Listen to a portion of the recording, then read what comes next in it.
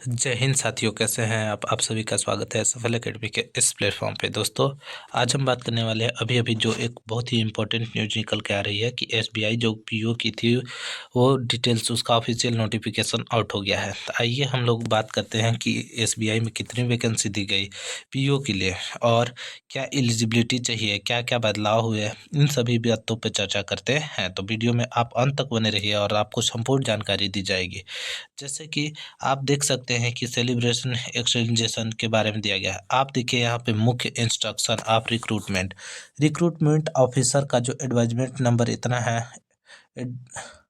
Online registration जो आपका प्रारंभ होगा 27 तारीख से होगा, 27/12 से आपका ऑनलाइन रजिस्ट्रेशन प्रारंभ हो जाएगा और 16/1/2025 तक आपका यानी 16 जनवरी 2025 तक आपका ये रजिस्ट्रेशन चलेगा।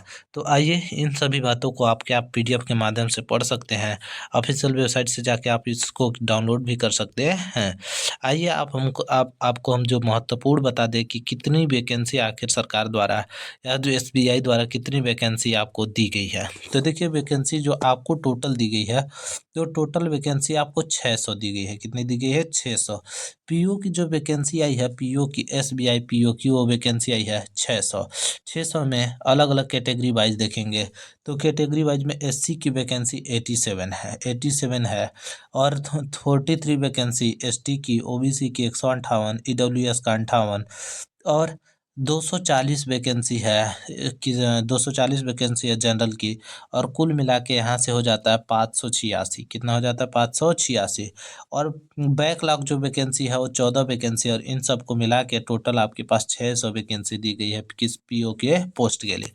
और आगे देखिए, इसमें द टेंटेटिव शेड्यूल दिया गया है कि आपका क्या क्या कब कब होगा, जो मतलब कि एक संभावित डेट है। Online registration including application candidate, ये ऑनलाइन आपका रजिस्ट्रेशन 27/12/2024 से प्रारंभ होकर 16/1/2025 तक चलेगा। इसके बाद पेमेंट एप्लीकेशन फीस, आप जो पेमेंट कर सकते हैं वो फीस को पेमेंट करने की लास्ट डेट 27/12 से प्रारंभ होगी और 16/1 तक ही रहेगी। डाउनलोड, आपका जो प्री एग्जामिनेशन का कॉल लेटर है वो लगभग आपका 3rd and 4th week of February 2024, यानी जो आपका एडमिट कार्ड है, यानी कि जो प्री एग्जाम का एडमिट कार्ड है वो आपका तीसरे या चौथे सप्ताह में आ जाएगा 2025 में। आइए आगे देखते हैं। फेज 1 ऑनलाइन एग्ज़ाम जो आपका होने की संभावना है, प्री एग्ज़ाम, वो आपका 8 से 15 मार्च के बीच होगा। 8 से 15 मार्च के बीच एग्ज़ाम होने की संभावना है। डिक्लेरेशन ऑफ रिजल्ट, यानी प्री का जो रिजल्ट आएगा वो अप्रैल 2025 में आएगा। अप्रैल 2025 में प्री का रिजल्ट आएगा। डाउनलोड मेंस एग्ज़ाम, यानी अगर आप प्री क्वालिफाई हो जाते हैं तो आप जो मेंस का जो एडमिट कार्ड है, यानी ई कॉल लेटर है, और 2nd वीक ऑफ अप्रैल, यानी दूसरे सप्ताह, अप्रैल के दूसरे सप्ताह में आप डाउनलोड कर सकते हैं। और जो फेज 2 का ऑनलाइन मेंस एग्ज़ाम होगा, यानी कि जो हमारा मेंस का एग्ज़ाम होगा वो लगभग होगा अप्रैल और मई 2025 तक आपका एग्ज़ाम हो जाएगा। इसके बाद download of phase 3 call letter, यानी तीसरे चरण के लिए आपका जो क्या है, जो एडमिट कार्ड आएगा वो मई से जून 2025 के बीच आएगा। और इसके बाद साइक्लोमेट्रिक टेस्ट जो आपका होगा मई और जून 2025 में होगा। इंटरव्यू एवं ग्रुप एक्सरसाइज जो होगा वो भी मई जून 2025 में होगा। और जो फाइनल आपका रिजल्ट दिया जाएगा वो भी मई जून 2025। यानी कि आप देख रहे हैं कि इसकी भर्ती की प्रक्रिया कितनी तीव्र गति से करने की संभावना है। इसके बाद download of call letter pre examination training के लिए आपको जनवरी फरवरी 2025 और कंडक्ट प्री एग्जामिनेशन ट्रेनिंग जो है फरवरी 2025 में कराई जाएगी। अब आइए मोस्ट इम्पोर्टेंट जो आपको बहुत ही ज़रूरत होती है, जिसके बारे में वो है, आपको बहुत ही ज़रूरी जानना चाहते हैं एलिजिबिलिटी क्या है, आखिर इसको हम भर कैसे सकते हैं, क्या क्या योग्यता चाहिए। इन योग्यता पे हम लोग बात करते हैं। तो देखिए, एज लिमिट जो आपका चाहिए 1/4/2024 तक, या तो आप 21 साल से 30 साल तक, आपका मिनिमम 21 साल और मैक्सिमम 30 साल होना चाहिए। और कब तक आपका डेट, मतलब कि एज काउंट किया जाएगा, तो 1/4/2024 तक आपका एज जो है वो काउंट किया जाएगा, 1/4/2024 तक। तो आप 21 साल होंगे तो आपका न्यूनतम एक, यानी आपका जन्म तिथि 1/4/2003 तक होना चाहिए।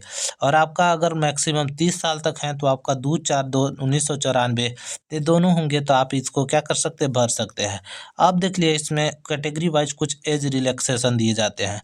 तो देखिए जो अदर बैकवर्ड कास्ट है ओबीसी या नॉन क्रीमी लेयर, यानी जो ओबीसी भी हैं और जिसके पास एनसीएल सर्टिफिकेट भी है, जिसके पास क्या है एनसीएल सर्टिफिकेट है, ओबीसी के साथ जिसके पास एनसीएल सर्टिफिकेट है, तो ओबीसी के साथ जिसके पास एनसीएल सर्टिफिकेट है उनको 3 साल का, और शेड्यूल कास्ट एसटी एसटी के लिए, एससी और एसटी के लिए 5 साल, और person with benchmark disability PW BDS के लिए 10-13, जो जनरल वाले के लिए होंगे उसके लिए 10 साल, ओबीसी वाले के लिए 13 साल, और एससी एसटी के लिए 15 साल एज रिलैक्सेशन दिए जाएंगे। अब देखिए इसेंशियल जो आपको मुख्यतः एकेडमिक क्वालिफिकेशन क्या चाहिए, तो आप देखिए 30/4/2025 तक ग्रेजुएशन आप पास हो जाने चाहिए।